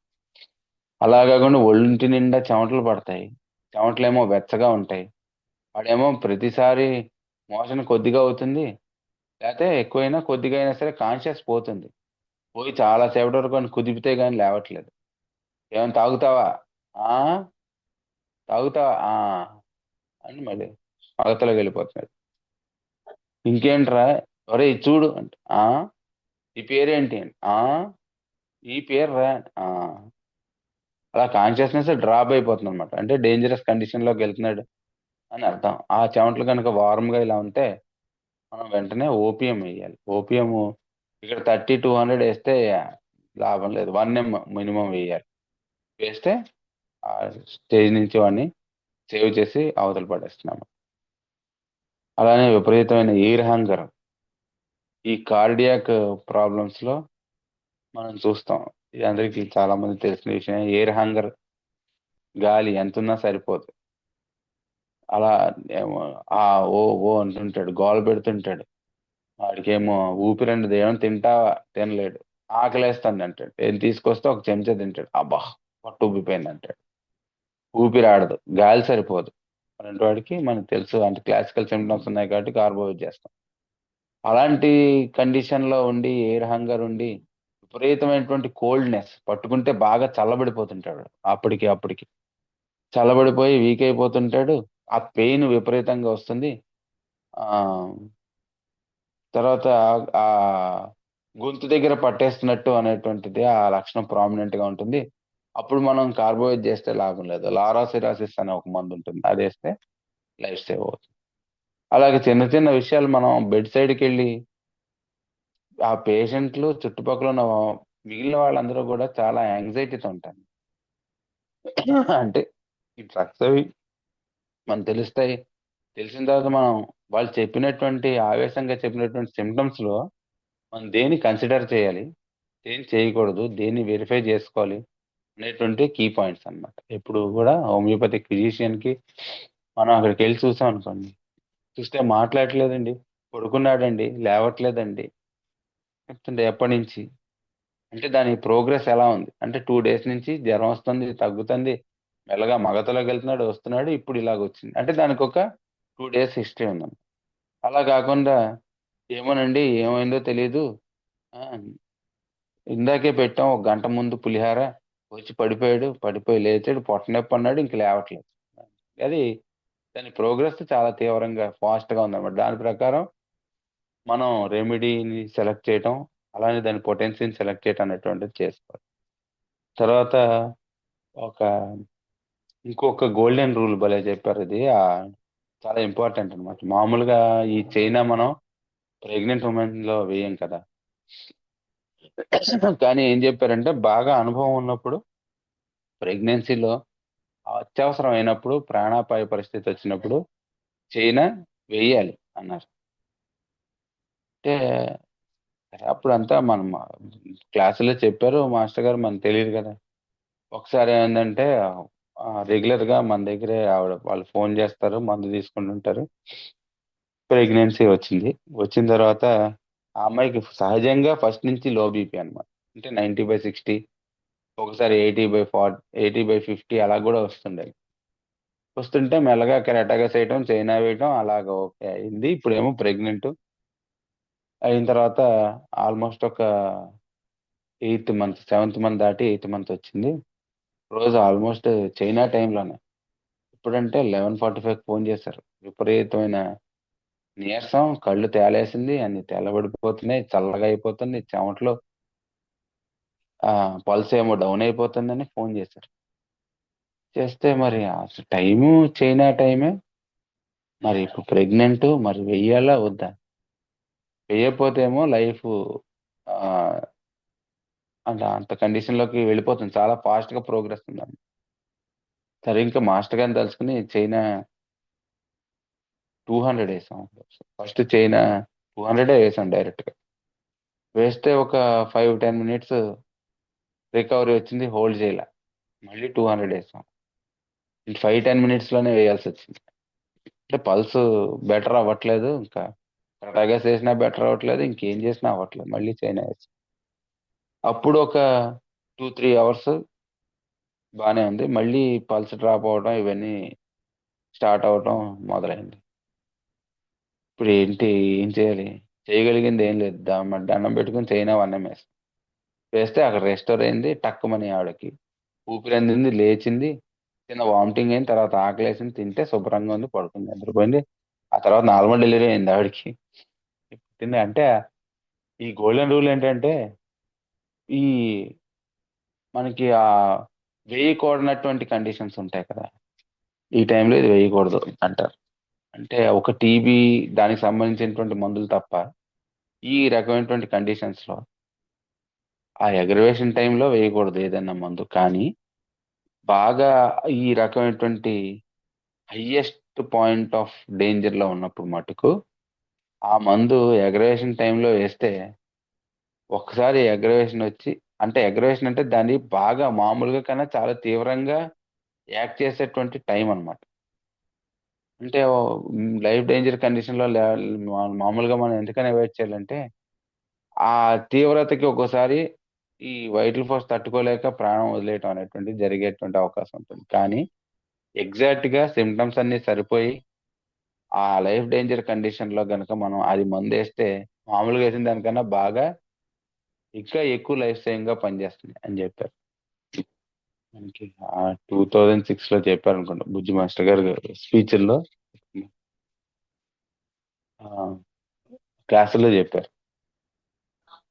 కాబట్టి మనం అంటే ఏ కండిషన్ లో ఎలా వేయాలి, ఏ కండిషన్ లో వేయకూడదు అనేటువంటివి కూడా మనకి చాలా ఇంపార్టెంట్. ప్రతి రెమెడీకి మనం వేసిన తర్వాత ఒకవేళ రాంగ్ వేస్తే యాంటీడోట్ అనేటువంటిది ఏంటో గుర్తుపెట్టుకోవాలి. అంటే మనలో చాలా మంది ఈ టాపిక్ ముందే చెప్పుంటారు మీకు. చైనా గురించి, లారోసిలియసిస్ గురించి, ఆర్నికా గురించి, డిజిటాలిస్ గురించి, ఎకోనైట్ గురించి మనం ప్రత్యేకంగా అంటే చాలా మంది చాలా అనుభవాలు చెప్పుంటారు. కానీ గుర్తుపెట్టుకోవాల్సినటువంటి పాయింట్స్ ఒక 5, 6 అనుకున్నాను. అవి మీ అందరితో కలిసి పంచుకుందామని. అంటే అందరికీ తెలిసిన విషయాలే కాకపోతే ఒకసారి మనందరం కలిసి రిమైండ్ చేసుకోవాల్సినటువంటివి ఏంటంటే, ప్రతి రెమెడీకి అగ్రవేషన్ టైం గుర్తుపెట్టుకొని దాన్ని అవాయిడ్ చేయడం అనేటువంటిది నేర్చుకోవాలి. ఎంత ఎక్యూట్ కండిషన్‌లో అయినా సరే. ఇందాక ఎక్సెప్షనల్ కేసులు తప్ప. జనరల్‌గా మనకి నాలెడ్జ్‌లోకి వచ్చిన తర్వాత తెలియకుండా చేసినా, తెలిసి చేసినా మనం నిప్పులో చేయబడితే కాలుతుంది. అందుకనే ఇది మన హోమియోపతి అంతా కూడా నేచురల్ లా మీద ఆధారపడి ఉంటుంది కదా! ప్రకృతి ధర్మాల మీద ఆధారపడి ఉన్నటువంటి శాస్త్రం ఇది. కాబట్టి మన మనం అనుకున్నవి అందులోకి జొప్పించడం అనేటువంటిది అంటే 1, 2 సార్లు జరిగింది కదా అని ప్రతిసారి జరుగుతుంది అనుకోకూడదు. డేంజర్ అని చెప్తే డేంజర్ అవ్వచ్చు. అలాంటిది మనం అగ్రవేషన్ టైం గుర్తుపెట్టుకొని దాన్ని అవాయిడ్ చేయడం. తర్వాత ఎనిమికల్స్ అనేటువంటివి మన మైండ్‌లోకి రావాలి. లేకపోతే ఏమవుతుందంటే మాస్టర్ ఈకే గారే లెక్చర్‌లో చెప్పారు. ఏంటంటే ఒకడిని తీసుకొచ్చారట. వాడికేమో మెక్సాలు వేసి సైలీషా 6X ఇచ్చారట. అయితే మొత్తం బాడీ అంతా కూడా బిచ్చుకుపోయిందట. బిచ్చుకుపోయి ఎక్కడికక్కడ ఓపెన్ అయిపోయి రసి కారడం మొదలుపెట్టింది. అంటే పేషెంట్ బెటర్ అవుతున్నాడు కదండీ అనకూడదక్కడ. పేషెంట్ బెటర్ అవుతున్నా సరే, బెటర్ అయిన పేషెంట్ ఉండాలి కదా బాడీలో. బాడీ అంతా పాడైపోయి పేషెంట్ ఉండటానికి వీల్లేనట్టుగా ఉండి పేషెంట్ హాయిగా ఉంటే లాభం లేదు. చేత్తా ఏంటంటే పేషెంట్ బెటర్ అవ్వాలి ఓకే. కానీ మీ వెహికల్ కూడా డ్యామేజ్ అయిపోకుండా ఉండాలి. అంటే వాడు హాయిగా ఉండాలి కదా! హాయిగా లేకుండా మనం అది అలానే వస్తుంది రసి హోమియోపతి అంటే ఏమనుకున్నారు లోపల ఉందంట బయటకు అనకూడదక్కడ. జాగ్రత్తగా దాన్ని యాంటిడోట్ చేయాలి. ఆహ్, ఎందుకంటే ఈ మన రూల్స్‌నే అవి మనకే అడ్డొస్తాయన్నమాట. మన దాంట్లో ఎక్కువ స్ట్రక్ అయిపోతాం ఒక్కోసారి. క్రానిక్‌గా గూడా మనం ట్రీట్ చేస్తున్నప్పుడు ఒక్కోసారి ఈ సోరియాసిస్ ఇవన్నీ వస్తాయి. వచ్చినప్పుడు మనం ఏదో మందేస్తాం. సోరియాసిస్ అంటే పెరుగుతుంది. మనం ముందే ఎడ్యుకేట్ చేస్తాం పేషెంట్‌కి. ఎక్కువవుతుంది, తగ్గుతుందని. దాని అగ్రవేషన్ ఫిజికల్ ఫార్మ్‌లోకొస్తుంది. వచ్చిన తర్వాత మనం ఒక్కోసారి ఏం చేస్తామంటే ఇది ఫిజికల్ ఫార్మ్‌లోకొచ్చింది ఇంక వాడు సేఫ్. వాడు ఇంక రోజు లేవలేడు, తిరగలేడు, కూర్చోలేడు, పని చేసుకోలేడు. అలాంటప్పుడు తినలేడు. ఇవన్నీ గూడా మనం దృష్టిలో పెట్టుకొని ఈ వైటల్‌గా వాడు చేసేటువంటి జనరల్ రొటీన్ ఉంటుంది. అంటే పర్సనల్ హిస్టరీ మనం ఏం తీసుకుంటామో అక్కడ హాయి ఉండాలన్నమాట. పర్సనల్ హిస్టరీలో హాయి ఉన్నంత సేపు పర్వాలేదు. పర్సనల్ హిస్టరీ ఎప్పుడైతే డ్యామేజ్ అవుతుందో అప్పుడు మనం జాగ్రత్త పడాలి అనేటువంటిది ఇదొక పాయింట్ మనం గుర్తుపెట్టుకోవాలి. పర్సనల్ హిస్టరీ అంటే దాహం, ఆకలి ఇవి లేవనుకోండి. మనం క్రైటీరియా అన్ని నార్మల్‌లోకొస్తున్నాయి. మనం ఏదైనా టెస్ట్ చేస్తే ఆ రిపోర్ట్స్ అన్నీ నార్మల్‌లోకొస్తున్నాయి గానీ, ఇప్పుడు ఆకలి తగ్గిపోయిందనుకోండి. సపోజ్ జాండీస్‌లో మనం మందేసాం. వాడి ఫీ ఆహ్, వాడికి యెల్లోనెస్ ఐస్ తగ్గింది. ఆ ఫీవరిష్ కండిషన్స్ తగ్గాయి. మిగిలినవన్నీ తగ్గాయి. నీరసం తగ్గింది. అన్నీ తగ్గాయి. వాడు పని చేసుకోగలుగుతున్నాడు. ఆకలేయట్లేదు అనుకోండి సపోజ్. సరే కొన్ని రోజులు పడుతుంది. ఓకే. వారం రోజులు, 2 వారాలు, 3 వారాలు, 4 వారాలు అయినా ఆకలేయట్లేదు. మిగిలినవన్నీ బానే ఉన్నాయి. టెస్ట్ చేస్తే ఎల్ఎఫ్‌టి చేస్తే అన్ని క్రైటీరియా అన్నీ నార్మల్‌లోకొచ్చేసాయి. ఆ రిపోర్ట్స్ అన్నీ. వచ్చేస్తే ఏం పర్లేదు ఆకలేస్తుందిలే కొన్ని రోజులకి అనకూడదు. వాడు ఇంకా అలాగా ఇమాసియేట్ అయిపోయి ఆకలి లేక చచ్చిపోతాడు. ఆకలి రెస్టోర్ చేయడానికి మనం ఏం చేయాలో అప్పుడు మిగిలిన లక్షణాలన్నీ కూడా తీసుకొని, ఎందుకు ఈ జాండీస్ కండిషన్‌లోకొచ్చాడో అప్పుడు హిస్టరీ తీసుకోవాలి మనం. అంటే మిస్ అయిపోవచ్చు. ఎవరైనా మిస్ అవ్వచ్చు. ఎంత పెద్ద హోమియో డాక్టర్ అయినా వాడు మనకి బాగా తెలిసిన వాడైతే తొందరగా మిస్ అవ్వచ్చు. వీడు అలానే చెప్తాడులే వీడి గురించి నాకు తెలుసని మనం ఓవర్‌లుక్ చేయొచ్చు. కానీ ఎప్పుడైతే మనకి ఆ కేస్ హోల్డ్‌లోకి రాలేదో మళ్ళీ మనం ఒకసారి మాస్టర్ గారికి దండం పెట్టుకొని మనకు బాగా తెలిసిన వాడైనా సరే వాడి రూపంలో కూడా అంతర్యామి ఉంటాడు కాబట్టి ఆళ్ళకి దండం పెట్టుకొని మనం ఒకసారి మళ్ళీ ఆ హిస్టరీ అనేటువంటిది తీసుకుంటే మనకి అప్పుడు మనకి డైరెక్షన్ అనేటువంటిది దొరుకుతుంది. అలానే ఇప్పుడు ఈ కాలంలో మనకి మేజర్‌గా వచ్చేటువంటి ప్రాబ్లమ్స్ ఏంటంటే ఏదైనా ఎక్యూట్ కండిషన్ రాగానే అలోపతి వెళ్ళిపోయి అన్నీ వాడేసిన తర్వాత వస్తారు. వచ్చిన తర్వాత మనకి ఏం చేయాలి? మనకి ఏ డ్రగ్ యొక్క పిక్చర్ సరిగ్గా ఉండదు. పోనీ అప్పుడు ఏ సల్ఫరో నక్సోమికో వేద్దాం అంటే అప్పటికే ఆ వైటాలిటీ బాగా తగ్గిపోయి ఫిజికల్ గా కూడా తగ్గిపోయి ఆ క్రిటికల్ కండిషన్ లో ఒక్కోసారి వస్తారు పేషెంట్లు. ఎక్కువగా ఈ కిడ్నీకి సంబంధించినటువంటి పేషెంట్లో మన క్లినిక్ వచ్చిన వాళ్ళలో చూసాను అనమాట. వాళ్ళకి చలి జ్వరం రాగానే వాళ్ళు మన దగ్గరికి వస్తారు, మనం మందు వేస్తాం, వాళ్ళు బెటర్ అవుతారు, ఆనందంగా ఉంటారు. వాళ్ళు ఆనందంగా ఉంటారు, మనం ఆనందంగానే ఉంటాం. సడన్ గా వారు ఏదో ఊరు వెళ్తారు, జ్వరం వస్తుంది, హాస్పిటల్ తీసుకెళ్ళిపోతారు. అంటే మనం అవైలబిలిటీ లేకపోవచ్చు, ఫోన్ దొరకకపోవచ్చు, ఏదైనా పాసిబిలిటీ అవ్వచ్చు కదా. అయిపోయేటప్పటికి వాళ్ళు జనరల్ గా ప్రతి చోట కూడా హిస్టరీ అడుగుతారు. హాస్పిటల్కి వెళ్తే మీరు ఏమైనా మందులు వాడుతున్నారా అని అడగాలి. కొన్ని చోట్ల ఈ ఓవర్లుక్ అయిపోతుంది అంట. అడగకుండా ఏం చేస్తారంటే వాళ్ళు యాంటీబయాటిక్స్ ఇచ్చేస్తారు. ఇచ్చేస్తే అవన్నీ కూడా మళ్ళీ కిడ్నీ మీద పనిచేస్తాయి. పెయిన్ కిల్లర్స్ ఇచ్చేస్తారు. ఇచ్చేసిన తర్వాత డ్యామేజ్ అయిపోయి కాన్షియస్నెస్ పోయి తల తిరిగిపోయి చెమటలు పట్టేసి బీపీ నార్మల్ కన్నా చాలా హై అయిపోయి దాన్ని కంట్రోల్ చేయడానికి ఏమో వాళ్ళు వేరే వేరే రకాలుగా మాత్రలు నోట్ల నుంచి కాకుండా ఇంకెక్కడో పెడుతుంటారు. అవన్నీ కూడా అంటే సఫరింగ్ కి సఫరింగ్ ఉంటుంది. అవేమో హోల్డ్ లోకి రావు. అలాంటి కండిషన్ లో అప్పుడు ఫోన్ చేస్తాను మనకి ఏం చేయాలని. ఏం చేస్తాం మనం? దేనికే ఉండవు. అంటే బీపీ హైగా ఉంటుంది, జస్ట్ ఈ యాంగ్జైటీ ఒక్కోసారి ఉంటుంది, ఒక్కోసారి కాన్షియస్నెస్ ఉండదు. అప్పుడు ఎట్ హ్యాండ్ మనకి దొరికినటువంటి టోటాలిటీ తీసుకోవాలి ఎప్పుడు కూడా. ఒకవేళ మనకి పేషెంట్ అవైలబుల్గా ఉంటే వెరీ గుడ్. మనకి వీలయ్యి మనం వెళ్ళగలిగితే వెళ్ళి పేషెంట్ని చూస్తేనే ఎప్పుడు బెటర్ అన్నమాట. అంటే వాళ్ళు చెప్పలేనివి మనం ఎప్పుడైనా కూడా మనకి స్ట్రైక్ అయి ఉండొచ్చు. ఎందుకంటే మాస్టర్ గారు లెక్చర్ చాలా చోట్ల చెప్పారు, చాలా ఎగ్జాంపుల్స్.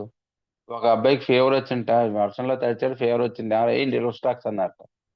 చూయించేయం అనలేదు. ఏం తగ్గలేదు మాస్టర్ అంటే, తగ్గలేదా? సరే బ్రెయిన్ వేయండి. ఏం తగ్గలేదు మాస్టర్ అన్నట్టు. ఇదేంట్రా బాబు, ఇక ఆల్రెడీ తగ్గిందా అంటాం, తగ్గలేదంటాం, వేరే మంది వేయడం, ఇలా అయిపోయిన తర్వాత ఏమంటారా వీళ్ళు అని చెప్పి ఇంటికి వెళ్ళి చూసేట పేషెంట్. చూస్తే వాడు శుభ్రం గొడ్డలని నిప్పేసి నేల మీద పడుకున్నట్టు. ఇదేంట్రా బాబు, గొడ్డలని నిప్పేసి మీరు చెప్పలేదేంటి అన్నారు. అది చెప్పాలని మాకు తెలియదండి. ఆవిడ హైస్టాక్స్ వేస్తే దాంతో తగ్గింది. ఇంత రూస్టాక్స్ ఇంత బిర్యానీ ఏం పని చేయలేదు, కానీ హైస్టాక్స్ తో తగ్గింది ఇప్పటికి. అలా మనం ఏదైనా మిస్ అయిపోవచ్చు. ఈ కండిషన్స్ లో కూడా ఈ భయం ఉండి తర్వాత మనం ముట్టుకొని చూస్తే గానీ వాడు సాటిస్ఫై అవ్వడు. ఆ పేషెంట్ ముట్టుకొని దాన్ని నొక్కి చూసి తెలిసిందా డాక్టర్ గారు, మీకు తెలిసిందా ఇప్పుడు నేను ఎలా సఫర్ అవుతున్నా, అలా ఆ యాంగ్జైటీ ఉంటుంది అనమాట. అలాంటి కండిషన్స్ లో మనం హైస్టామస్ ఒక డోస్ వేస్తే గానీ మిగిలిన లక్షణాలు బయటికి రావు. లేకపోతే ఈ ఆర్నికా వాడు ఉంటాడు, వీడు అంటే డాక్టర్ మీద వాడికి అట్టే నమ్మకం ఉండదు కదా ఏ డాక్టర్ మీద. వాడు చెప్పింది మనం అర్థం చేసుకోలేదని వాడు బాగా కాన్ఫిడెంట్ అన్నమాట. అది ఎక్కువ ఉన్నప్పుడు వాడికి ఈ కాన్షియస్నెస్ లో ఉండడు. వాడిని అరోజ్ చేస్తే లేస్తాడు, ఆన్సర్ సరిగ్గా చెప్తాడు, మళ్ళీ వెళ్ళిపోతుంటాడు. అది కార్నికా అని తెలుసు మనకి. దాని కన్ఫర్మేషన్ ఏంటంటే డాక్టర్ గారు మందులు ఇచ్చండి, వీడు వేసుకోలేదండి అంటే. ఎందుకు వేసుకోవాలంటే దాని మీద నమ్మకం ఉండదు. వీడు డాక్టర్ సరిగ్గా విన్నాడు లేదో వీడు డౌట్. ఎందుకంటే వీడు చెప్పినవని జాగ్రత్తగా వింటే గానీ వాడికి రాదు అనమాట. వాడేమో ఏం పర్లేదు ఈ మందులు వేసుకొని వెళ్ళిపోతారు. ఇప్పుడు ఉన్న మన కమర్షియల్ డాక్టర్స్ అంతే కదా. ఏను 30 40 రూమ్స్ ఉంటాయి, ఆ వార్డులో అంతా తిరగాలి. ఒక్కొక్కరి దగ్గర మాక్సిమం 2-3 మినిట్స్ కన్నా వాడికి టైం ఉండదు ఆ డాక్టర్. మరి వాడు వచ్చి కూర్చుని అలాగా ఇన్వెస్టిగేషన్ ఏమి ఉండదుగా. వాడి ప్రోటోకాల్ ఉంటుంది వాడికి. ఇవి క్రైటీరియా అయితే ఈ మందులు వేయాలి. ఒకవేళ ఆ బ్లడ్ టెస్ట్ కిను ఆ మనిషికి సంబంధం ఉందో లేదో కూడా చూసుకోరు. ఒకసారి ఈ కరోనా టైం, సారీ టాపిక్ అంటే మనకి ఎందుకు ఇంపార్టెంటో చెప్పడం కోసం ఎగ్జాంపుల్స్ చెప్తాను, ఏమనుకోకండి.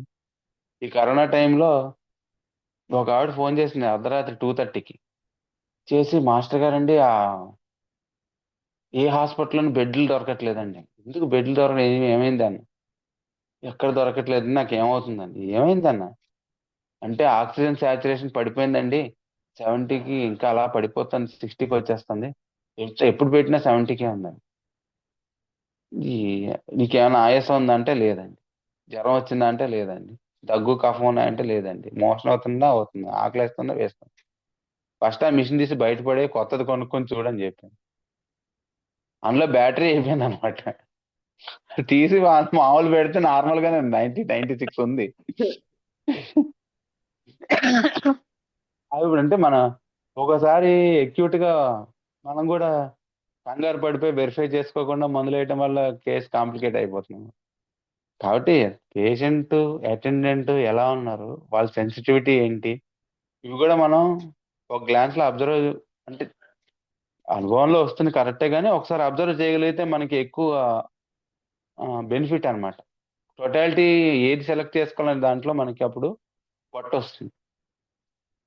లేకపోతే ఎక్కువ చెప్పొచ్చు, ఇప్పుడు తక్కువ ఉన్న సిమ్టమ్ ఎగ్జాగరేట్ చేసి చెప్పొచ్చు, ఎందుకంటే బాగా మంచి మంది వేస్తారు. అప్పుడు వాళ్ళు ఎగ్జాగరేషన్ అన్నది వాడి సిమ్టమ్ అన్నమాట. అది తీసుకోకుండా మనం వాడు చెప్పిన సిమ్టమ్స్ ని మళ్ళీ లెక్కేసుకున్నాం అనుకోండి, అప్పుడు రాంగ్ డైరెక్షన్ లో వెళ్ళిపోవచ్చు. అంటే ఈ లైఫ్ సేవింగ్ రెమెడీస్ లో కూడా అటెండెంట్స్ చాలా యాంగ్షియస్ గా ఉంటారు, ఎందుకంటే ఆ పేషెంట్ చెప్పేటువంటి ఫుల్ కండిషన్ లో ఉండడు, వాడి కాన్షియస్నెస్ ఫుల్ కండిషన్ లో ఉండదు, వాడు చెప్పేటువంటి రిప్లైస్ మనకి జెన్యూనిటీ అనేటువంటిది కూడా మనం గెస్ చేయాలన్నమాట. వాడి కాన్షియస్నెస్ లోకి వచ్చినప్పుడు వాడు ఎలా ఉంటున్నాడు. అంతకు ముందు మనకి వాడికి ఇదివరకు నుంచి మన దగ్గర వాడుతున్న వాళ్ళు అయితే ఈజీగా ఉంటున్నారు. వాడి ట్రేట్స్, వాడు ఫాలో అయ్యేవి, వాడి మెంటల్ సిమ్టమ్స్ అన్ని కూడా మన దగ్గర హిస్టరీ ఉంటుంది కాబట్టి చాలా ఈజీ అవుతుంది. కానీ క్రిటికల్ కండిషన్ లోనే మన దగ్గరికి వచ్చినవి ఒక మొన్న ఒక కేసు వచ్చింది. ఏంటంటే అతనికి బాగా క్రానిక్ కాఫ్, చాలా రోజుల నుంచి తగ్గట్లేదు అనమాట. ఏం వేసినా తగ్గట్లేదు, ఏవి ఇన్వెస్టిగేషన్స్ చేసినా అన్ని నార్మల్. ఎంఆర్ఐలు అయితే ఆల్మోస్ట్ ఒక 50-60 తీయించి ఉంటాడు, చెస్ట్ ఎంఆర్ఐ. ఏమి లేదు ఎందులోనూ, ఆ దగ్గేమో తగ్గదు. ఎలర్జిక్ కాఫ్, ఎలర్జీకి సంబంధించినటువంటి అన్ని మందులు వేశారు, ఏమీ లాభం లేదు. అప్పుడు ఏం చేశారంటే వాళ్ళు ఫస్ట్ ఒక 3 నెలలు యాంటీ ట్యూబర్కులర్ ట్రీట్మెంట్ ఇచ్చారు. ఇస్తే బాగా వీక్ అయిపోయాడు మనిషి. వీక్ అయిపోయిన తర్వాత దగ్గు తగ్గింది. చూసారా, ఇది టీబీ సంబంధించిన సిమ్టమే, ఇది వేస్తే కానీ దగ్గు తగ్గలేదు. ఊరికినే అంటే తగ్గటానికి కూడా ఓపిక సరిపోలేదు అనమాట. ఆ కండిషన్ లోకి వెళ్ళాడు. వెళ్తే వాళ్ళు అప్పుడు తీసుకొచ్చారండి మన దగ్గర. తీసుకొస్తే చెప్పాను, అమ్మా ఇది కండిషన్ ఏంటంటే వాళ్ళు మందులు వేయటం వల్ల వీక్ అయిపోవడం వల్ల దగ్గు రాలేదు, మనం మందేసి ఓపిక వచ్చిన తర్వాత దగ్గు వస్తుంది, మీరు మళ్ళీ కంగారు పడి వెళ్ళకూడదని చెప్పి. అలాగే అన్నారు అంటే మందేసాం. అప్పుడే సల్ఫర్ 30 వేసాం అనమాట. వేస్తే యాంటీ ట్యూబర్కులర్ ట్రీట్మెంట్ ఇచ్చారు, కానీ ట్యూబర్కులోసిస్ కాదు, డైరెక్ట్ ట్యూబర్కులోసిస్ ఉంటే మనం వేయకూడదు. ఈ రాంగ్ ట్రీట్మెంట్ కాబట్టి అప్పుడు సల్ఫర్ 30 వేస్తే బాగా వెంటనే 2 days లోనే అతనికి ఓపిక వచ్చింది, ఆకలేసింది, కానీ దగ్గు మళ్ళీ విపరీతంగా స్టార్ట్ అయింది. వాళ్ళందరూ భయపడిపోయారు, ఏంటి హోమియోపతి అంటారు ఇంత దగ్గుతుంటే, అసలు టీబీ ట్రీట్మెంట్ ఇస్తే కానీ తగ్గలేదు వాడికి అని తీసుకెళ్లారు. ఈసారి మనం సల్ఫర్ వేసాం, మన కర్మకాలి వాడికి ఆ సల్ఫర్ 6 నెలలు కాసింది. 6 నెలలు దగ్గు తగ్గే వరకు వాళ్ళు యాంటీ ట్యూబర్కులర్ వాడేశారు. వాడేసిన తర్వాత ఇంక ఫుల్ బెడ్ రిడన్ అయిపోయాడు. అయిపోయిన తర్వాత అప్పుడు తీసుకెళ్లారు మన. తీసుకెళ్ళి చెప్పాను కదమ్మా దగ్గు ఎక్కువ వస్తుంది, కంగారు పడొద్దని. అంటే ఏమోనండి చుట్టాలందరూ వచ్చారు ఇలాగ అన్నారు అంటే తీసుకెళ్ళాం, మరి ఇలా వాడాల్సి వచ్చింది. అదే ఫుల్ అసలు బెడ్ రిడన్ అనమాట. అసలు పల్స్ చాలా ఫీబుల్ అయిపోయింది, ఇంటేక్ ఆల్మోస్ట్ నిల్లు. ఏదో జావాలో కొద్దిగా పోసేవాళ్ళు. కాన్షియస్నెస్ అప్పుడప్పుడు ఉంటుంది, అప్పుడప్పుడు నిద్రపోతాడు, ఆ రకమైనటువంటి కాన్షియస్నెస్ లో ఉన్నాడు. ఏం చే ఏం చేయాలో అసలు అంటే దేని నుంచి ప్రారంభించాలనే అసలు చాలా ఆలోచించాల్సి వచ్చింది. వచ్చి ఇంకా అతనికి అప్పుడు ఏం చేసామంటే, ఫస్ట్ వైటాలిటీ పెరగడం కోసం చైనా 30 రోజు 2 doses వేస్తే ఒక వారం రోజులకి లేచి కూర్చునే స్టేజ్కి వచ్చాడు. వచ్చిన తర్వాత అప్పుడు వీటికి యాంటీడోట్ గా వాడికి మిగిలిన డైజెషన్ బట్టి వాటి బట్టి యాంటీమ్క్రూడ్ అవన్నీ మెల్లగా వేసుకుని వస్తే ఆల్మోస్ట్ వాడికి ఒక 8 to 9 months పట్టింది రికవర్ అవడానికి. రికవర్ అయిన తర్వాత దగ్గు స్టార్ట్ అయింది మళ్ళీ. ఇంక చెప్పాను, ఇంకోసారి మీరు వెళ్తే మటుకు మనం చేయగలిగింది ఏం లేదు, ఏదో భగవంతుడి దయ వల్ల, మాస్టర్ గారి దయ వల్ల వాడు బయటకు వచ్చాడు. అంత హెవీ ట్రీట్మెంట్ నార్మల్ గా ఉన్నవాడు బాడీ మీద వాడేస్తే ఇప్పటికే దాని సైడ్ ఎఫెక్ట్స్ సగం ఉండిపోతాయి మీకు. ఆ దగ్గు కొంతకాలం ఉంటుంది, భరించండి, తగ్గుతుంది, మందు ఇస్తాను, కంగారు పడకండి. పాపం అసలు ఇంకెక్కడికి వెళ్ళలేదు. ఇప్పుడు ఈ మధ్య మానేశాడు. ఆల్మోస్ట్ ఒక 1.5 year అలా పట్టింది. ఇప్పుడు దగ్గు తగ్గింది, అంత బాగానే ఉన్నాడు. ఆ ఉద్యోగంలో మళ్ళీ జాయిన్ అయిపోయాడు. యుఎస్ కూడా వెళ్ళిపోయాడు మొన్న. వీసాలు కష్టంగా ఉన్న టైంలో కూడా జాబ్ వచ్చింది అక్కడ. అదే ట్యూబర్క్యులర్ అంటే. ఎవరికి రాని జాబులు వాళ్ళకి వస్తాయని చెప్పారు మాస్టర్.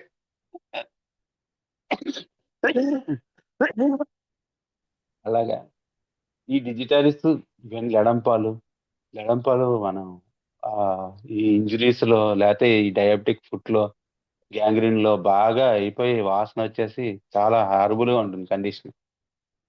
ఉండి ఆ ఈ లడంపాలు 10 అలా వేయాలన్నమాట. ఏంటంటే సర్క్యులేషన్ లో ప్రాబ్లం వచ్చి డయాబెటీస్ లో అక్కడ కొల్లటం మొదలు పెడుతుంది అనమాట. కొల్లటం మొదలు పెట్టి ఆ చుట్టుపక్కల ఉన్న టిష్యూలు అన్ని తినేయడం మొదలు పెడుతుంది. మొదలుపెట్టి అక్కడి నుంచి నీళ్ళ ఫిజియోలాజికల్ సిమ్టమ్స్ అన్ని మీకు తెలుసు కదా. విపరీతమైనటువంటి నొప్పి, మంట, షాక్ కొట్టినట్టు కింద నుంచి పైకి వస్తుంటుంది అనమాట. ఆ కండిషన్, ఆ సిమ్టమ్ ఉంటే లెడంపాలు వేస్తే గన్ షాట్ గా పనిచేస్తుంది. డయాబెటిక్ ఫుట్ లో మళ్ళీ ఆ సర్క్యులేషన్ రెస్టోర్ అవుతుంది. రెస్టోర్ అయిన తర్వాత మళ్ళీ ఆ ప్రమాదం నుంచి బయటకు వస్తాడు అనమాట. ఒకసారి సిమ్టమ్స్ పెద్ద ఏం ఉండవు, డయాబెటిక్ ఫుడ్ తీసుకొస్తారు, సెన్సేషన్స్ ఉండవు అనమాట. అక్కడ ఏం తెలియట్లేదండి, నొప్పి తెలియట్లేదు, మంట తెలియట్లేదు, ఏమీ తెలియట్లేదు, అదేమో కుళ్ళిపోతుంది, వాసన వస్తుంది అంటారు. అలాంటప్పుడు మనం చూసుకుని మిగిలిన ఈ చెమటలు పట్టడం, హార్ట్ స్వెట్స్ ఇవన్నీ ఉంటే ఓపియం వేయచ్చు. వేస్తే సెన్సేషన్ స్టార్ట్ అవుతుంది ముందు. అది వేసిన తర్వాత 24 అవర్స్ తర్వాత విపరీతమైన నొప్పి వస్తుంది. నొప్పి వస్తే నొప్పికి మందు వేయకూడదు. అప్పుడు గ్యాంగ్రీన్ కి సెన్సేషన్ వచ్చిన దానికి ఏ సెన్సేషన్ వచ్చిందో చూసి దానికి మందు వేయాలన్నమాట. వేస్తే రికవర్ అవుతారు. ఆ ఇంకా సొంతంగా హోమియోపతి మందులు వేసుకునే వాళ్ళు ఉంటారు కొంతమంది. అంటే మనం ఏదన్నా వెళ్ళి బిర్యానీ తినేస్తే నక్స్వామిక వేసుకుంటే నెక్స్ట్ డే సరిపోతుంది అనుకునే ఈ రకమైనటువంటి ఇప్పుడు చాలా మనకి యూట్యూబ్ వచ్చిన తర్వాత చాలా డైమెన్షన్స్ కూడా పెరిగిపోయాయి. ఆ, ఏముంది హోమియోపతి పర్వాలేదు, మనం చూసే ఉంటాం. మన దగ్గర చాలా మంది వస్తారు కదా కేస్ షీట్లు తీసుకుని బయట నుంచి. వాళ్ళకు ఒక 3 బాటిల్స్ ఇస్తారు. ఉదయం పూట ఆ ఏంటి సల్ఫర్, క్యాలికేరియాకర్బ్, లైకోబోడియం పూటకోటి కొట్టాయి, తోసాయి, మొత్తం సోరా అంతా పోతుంది. ఫస్ట్ సోరా సంగతి అటు ఉంచితే ఏంటంటే మరి ఆ భగవంతుడి దయ అన్నమాట. అపారమైన దయ వల్ల ఎవరికి ఏం అవ్వట్లేదు. మరి బయట అంత హెవీ మెడికేషన్ వేస్తారు. మన దగ్గర చైనా 30 వేస్తేనే కొన్ని నెలలు పనిచేసిన కేసులు కూడా ఉంటాయి, మనం చూసే ఉంటాం. సల్ఫర్ 6, ఎనకార్డియం 6, మాస్టర్ గారు సోరియాసిస్ ని క్యూర్ చేశారు ఎనకార్డియం 6 తోటి. అసలు మనం ఊహించని కూడా ఊహించాం. అంత మరి పని చేస్తున్నాడు. వన్యం అసలు రోజుకి 3-4 మందులు వేసి ఆ కాంబినేషన్స్ లో వన్యంలన్నీ వేసి మరి లైఫ్ సేవింగ్ అంటే భగవంతుడు సేవింగ్ చేస్తున్నాడు. అవన్నీ మనం చేసేవి కాదు. మన దగ్గరికి వచ్చినటువంటి వాటిల్లో ఇవి ముఖ్యమైనటువంటి మనం జాగ్రత్తగా అబ్జర్వ్ చేసుకోవాల్సినటువంటి పాయింట్స్. మిగిలిన మీ అందరికీ తెలిసినవే. ఏ కండిషన్ లో ఏది ఇప్పుడు కలరాలో తెలుసు మీ అందరికీ, ఇపికాక్ ఎలా పనిచేస్తుందో తెలుసు, ఆర్సనిక్ ఆల్బమ్ తెలుసు, చికేల్కర్ తెలుసు, వెరేటర్మ్ ఆల్బమ్ తెలుసు మీ అందరికీ. దాని క్లాసికల్ లక్షణాలు కనిపించినప్పుడు వేయాలి. ఈ కండిషన్ లో ఎప్పుడైతే మనకి ఏదైనా కండిషన్ లోకి వచ్చి ఇండికేటెడ్ రెమెడీ ఫెయిల్ అయితే అప్పుడు ఏం చేయాలి? క్రానిక్ దాంట్లో ఓకే, మనకి టైం ఉంటుంది, మనం ఏ సల్ఫరో లేకపోతే ఇంటర్ కరెంట్ గా వాళ్ళు ఏ అమర్యాదం సంబంధించిన వాళ్ళు అది వేస్తే సరిపోతుంది. కానీ ఈ వెరీ అక్యూట్ కండిషన్ లో ఎలాగ ఇండికేటెడ్ రెమెడీ ఫెయిల్ అయితే ఏం చేయాలి మనం? అప్పుడున్న కండిషన్ బట్టి ఒకవేళ ఈ లంగ్స్ కి, రెస్పిరేటరీ ట్రాక్ కి వీటికి సంబంధించినటువంటిది అయితే, ఇప్పుడు సపోజ్ మనకి ఈ కార్డియాక్, ఆస్తమా వీటిల్లో కార్బోవేజ్ పనిచేస్తుంది అనుకోండి, వేస్తే సరిగ్గా యాక్ట్ అవ్వకపోతే సల్ఫర్ 6 వేస్తే మళ్ళీ కార్బోవేజ్ వేయక్కర్లేదు. సల్ఫర్ 6 కార్బోవేజ్ ని యాక్ట్ చేస్తుంది. అది లైఫ్ డేంజర్ నుంచి బయటపడేస్తుంది అన్నమాట. ఇలాంటి చిన్నవి కూడా మనం అబ్జర్వ్ చేసుకోవచ్చు. అంటే అప్లైడ్ నాలెడ్జ్, మనకు తెలిసిన దాన్ని టైంకి ఏ టైంకి ఏం చేయాలన్నది అప్లై చేసుకోవటం అనమాట. అది మనం అబ్జర్వేషన్ చేస్తున్న కొద్దీ మనకి తెలిసిపోతుంది. ఒకసారి ఏంటంటే ఆ ఇప్పుడు సపోజ్ మనకి బ్రెయిన్ హెమరేజ్ వాళ్ళు వచ్చారు, యాక్సిడెంట్ అయింది, మనం నాట్రమ్ సల్ఫ్ వేసాం, వేస్తే కాన్షియస్నెస్ వచ్చింది, మిగిలిన అయ్యి కానీ విపరీతమైన వీక్నెస్ తగ్గట్లేదు వాడికి. తగ్గకపోతే మనం 2 రకాలుగా ఆలోచించాలి. ఒకటి బ్లడ్ లాస్ వల్ల అయిందా, లేకపోతే వైటాలిటీ తక్కువ వల్ల అయిందా చూసుకుని దాని ప్రకారంగా మనం చైనా కానీ సల్ఫర్ కానీ ఏదైనా వేస్తే మళ్ళీ మనం అంతకు ముందు వేసిన డ్రగ్ రిపీట్ చేయకుండానే వాడికి రికవరీ కంటిన్యూ అవుతుంది అనమాట. ఇలాంటివి చిన్న చిన్నవి మ్యామ్. సో మనకి ఈ బ్రెత్లెస్నెస్, ఈ స్నేక్ పాయిజన్స్ మెయిన్ గా ఏంటంటే, ఈ పాయిజనస్ వాటిల్లో మనం గుర్తుపెట్టుకోవాల్సింది ఏంటంటే ఆర్నిక వేయకూడదు. గబాలను వాడి నొప్పి ఎక్కువ వస్తుంది, వాపు ఉందని ఆర్నిక టపక్కన వేసేయకూడదు. వాడికి ఎందువల్ల వస్తుందో అడగాలి ఒకసారి. అది కుక్క కరిచిందో తేనెటీగ కరిచిందో అయితే తగ్గకపోగా కాంప్లికేట్ అయిపోతుంది కేసు. ఆర్నిక వేయకూడని కండిషన్స్ అన్నమాట అవి. అలాంటప్పుడు చూసుకొని జనరల్ గా ఈ స్నేక్ పాయిజన్, స్నేక్ బైట్ అయిన దగ్గర నుంచి అప్పర్ డైరెక్షన్ టువర్డ్స్ హార్ట్ అనేటువంటిది దాని డైరెక్షన్ ఉంటుంది. నొప్పి కానీ మంట కానీ లక్షణాలు కానీ. అలాంటప్పుడు మన ఎడంపాలు తట్టి, చిన్నప్పుడు చిన్న ముషివాడలో ఉండేవాళ్ళం మేము. నేను చాలా చిన్నవాడినప్పుడు మందులు కడుతుండేవాడిని అనమాట. ఈ స్నేక్ బైట్స్ అప్పుడు ఎక్కువ ఉండేవి, ఎందుకంటే అప్పుడు చెట్ల మధ్యలో ఇల్లు ఉండేవి. ఇప్పుడు ఇళ్ల మధ్యలో 4-5 చెట్లు ఉన్నాయి. అట్లా ఇంకా చుట్టుపక్కల ఎవరికైనా పాము కరిచిందంటే తీసుకొచ్చేవాళ్ళు ఏ టైం అయినా సరే. ఒకసారి ఆ రక్త పింజర్ కలిసింది ఒకరిని, విపరీతమైనటువంటి, అంటే మనకి ఆ మెటీరియల్ మెడికల్ ఇప్పుడు చదివితే అసలు అప్పుడు ఆ సీన్ గుర్తొస్తుంది అన్నమాట. కళ్ళల్లోంచి, ముక్కులోంచి, నోట్లోంచి రక్తం దారులు కట్టి వస్తుంది. వాళ్ళకి క్రొటాలస్ వేశారు బుజ్జి గారు. వేసిన తర్వాత ఒక 1.5 అవర్ తర్వాత చూసి మళ్ళీ కారటం మొదలు పెడితే మళ్ళీ క్రొటాలస్ వేశారు. అప్పుడు 12 అవర్స్ దాకా ఆగి మళ్ళీ కారటం మొదలు పెడితే మళ్ళీ క్రొటాలస్ 1M వేశారు. వేసారు టక్ మన కట్ అయిపోయింది. అక్కడి నుంచి వాడు సేవ్ అయిపోయాడు. ఆ వినం కూడా న్యూట్రలైజ్ అయిపోయింది. కాబట్టి ఇవన్నీ కూడా లైఫ్ సేవింగ్ రెమెడీస్. మోస్ట్లీ ఎప్పుడంటే ఒక రెమెడీ లైఫ్ సేవింగ్ ఎప్పుడు అవుతుందంటే దాని సామర్థ్యం అన్నమాట. ఆ లైఫ్ సేవింగ్ నుంచి, ఆ డేంజరస్ కండిషన్ నుంచి బయటపడేయడానికి సామర్థ్యం కలిగింది ఒకటి. ఏ రెమెడీ అయినా సరే మనం ఆ డేంజరస్ కండిషన్ లో దాన్ని మనకి స్ఫురించటం, అక్కడ ఉన్న కండిషన్ అర్థం చేసుకోవటం, అది వేయటం ద్వారా ఏ రెమెడీ అయినా సరే లైఫ్ సేవింగ్ రెమెడీ అవ్వచ్చు. ఒక్కోసారి ఆర్ఎంఎట్ అవుతుంది, ఒకసారి క్యామోమిల్లా కూడా అయిన సందర్భాలు మనకి ఉన్నాయి. స్టబ్బర్నెస్ ఆఫ్ సిమ్టమ్స్ లో మనం ఏ మందు వేసినా కానీ పని చేయకుండా విపరీతంగా ఉంటే లాస్ట్ లో మనం క్యామోమిల్లా ట్రై చేయొచ్చు. ఇది కూడా అప్లైడ్ నాలెడ్జ్ మనకి. బుజ్జి గారు దాంట్లోనే అనమాట. ఒకసారి విపరీతమైనటువంటి దగ్గు, ఎన్ని మందులు వేసినా తగ్గట్లేదు. తగ్గపోతే చూసి చూసి చూసి చూసి మాస్టర్ గారు క్యామోమిల్లా 200 వేశారు. వేస్తే టక్ మనకి దగ్గు కంట్రోల్. వాళ్ళు దగ్గు ఏంటి, మనం కోరేలియము మహా మనకి ఆ అస్త్రాలు ఉన్నాయి కదా, వరుణాస్త్రం, వాయువ్యాస్త్రం, పాశుపతాస్త్రం ఏదేసినా తగ్గట్లేదు. క్యామోమిల్లా వేస్తే తగ్గింది ఏంటంటే అంటే అది కాదురా, స్టబ్బర్నెస్ ఆఫ్ డిజీజ్ అనేటువంటిది. దాని స్టబ్బర్నెస్ అనేది దాని క్వాలిటీ, అది దాని ముఖ్యమైనటువంటి లక్షణం. దానివల్ల ఇది వేసిన తర్వాత మళ్ళీ ఇండికేటర్ ఏంటి వేస్తే పని చేస్తుంది చెప్పి అలా మనం ఏదైనా సరే ఈ రకమైనటువంటి అవకాశం నాకు ఇచ్చినందుకు చంద్రమోహన్ అన్నయ్యకి మీ అందరికీ కూడా ధన్యవాదాలు. ఆ, వాసుదేవ. అన్నయ్య వాసుదేవ సమయం ధన్యవాదాలు తెలియకుండా సోదరుడు చెప్పారు గారు. మాస్టర్.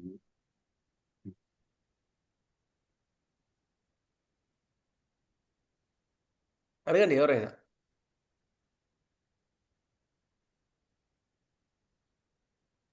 లైఫ్ సేవింగ్ అంటే ఎంతసేపు చైనా కార్బేజ్ క్యాంపరు ఆ కోణంలో ఆలోచిస్తాం. డాక్టర్ గారు మీరు చాలా కొత్త కోణంలో చెప్పారు. రకరకాల చాలా ఆఖరికి కెమమెల్ల కూడా దీనిలో తీసుకొచ్చారు. చాలా చాలా బాగుంది డాక్టర్ గారు. డాక్టర్ కి కామన్ సెన్స్ ఉండాలని చెప్పారు. అంతే కరెక్ట్. అంటే మనం ఏదైనా శాస్త్రం నేర్చుకున్న తర్వాత స్పెషలైజ్ సెన్స్ ఎక్కువ అయిపోతుంది మనకి. ఎక్కువ చదువుకున్న కొద్దీ ఎక్కువ భయం వేస్తుంది, ఎక్కువ కన్ఫ్యూజన్ వస్తుంది. మనం సింథటిక్ అప్రోచ్ మర్చిపోతాం అన్నమాట. అనాలిసిస్ లోకి వెళ్తే ఆ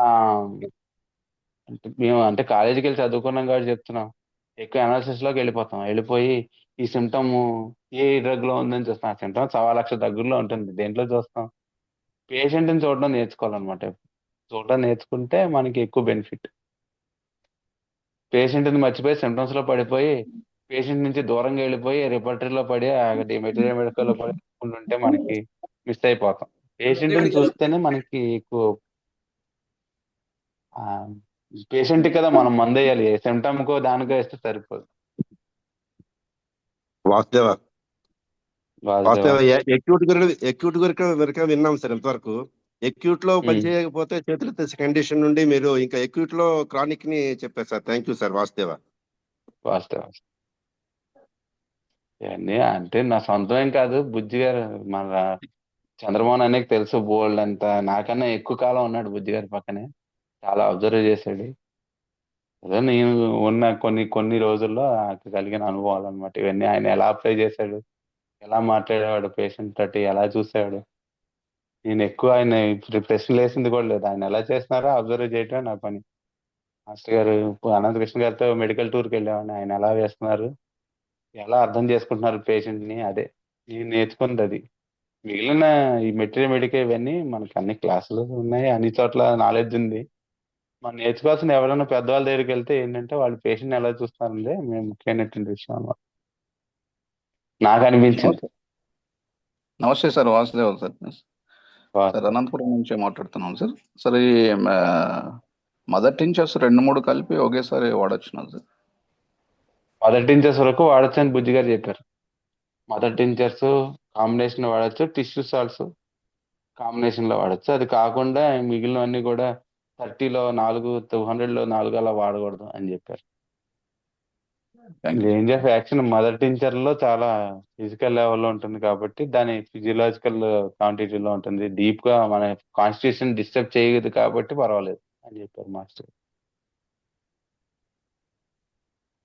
ఫ్యాటీ లివర్ ఇటువంటి వాటిలో మనం 2-3 మదర్ టించర్స్ ఇవ్వచ్చునా సార్? కార్డస్, తర్వాత ఇవి పైటోలక్క, కార్బోవేజ్, ఫైటులక్క హార్డ్నెస్ అవి ఉంటే వేయచ్చు. జనరల్ గా కార్డోస్, చెలిడోనియం ఇవి వేస్తే 90% బాగానే ఇంప్రూవ్మెంట్ ఉంటుంది. Thank you. Vasudev sir, sir ఈ లంగ్స్ కి కార్డియక్ కేసు సంబంధించినట్లు ఈ సల్ఫర్ కూడా వేయచ్చు అన్నారు సార్ మీరు ఇందాక చెప్పినట్లు. అర్థం కాదు అంటే కార్బోవేజ్ అలాంటివి సల్ఫర్ అంటే ఈ ట్యూబర్క్యులోసిస్ వచ్చి అది కాంప్లికేట్ అయిపోయి లోపల డ్యామేజ్ జరిగిపోయిన టిష్యూస్ ఉన్నప్పుడు మనకి కొన్ని రెమెడీస్ చెప్పారు మాస్టర్ గారు. అవి మాత్రం వేయకూడదు, అవి ఇండికేట్ అయినా సరే వేయకూడదు అని చెప్పారు. ఏంటంటే ఫాస్ఫరస్,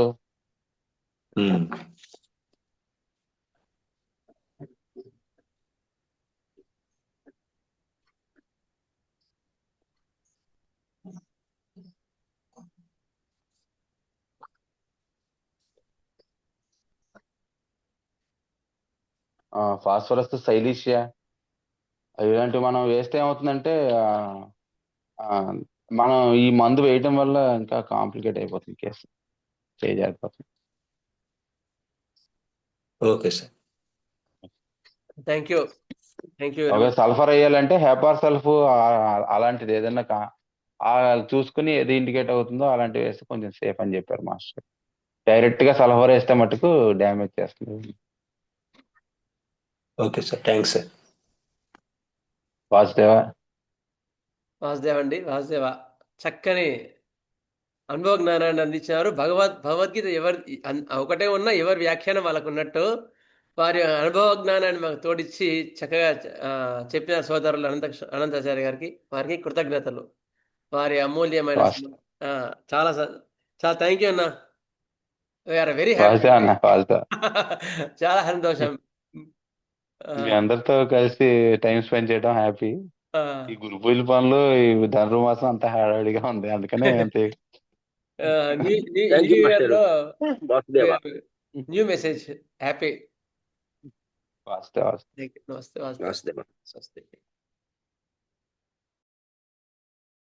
స్వస్తి ప్రజాభ్యః పరిపాలయంతాం న్యాయేన మార్గేణ మహీం మహేషా.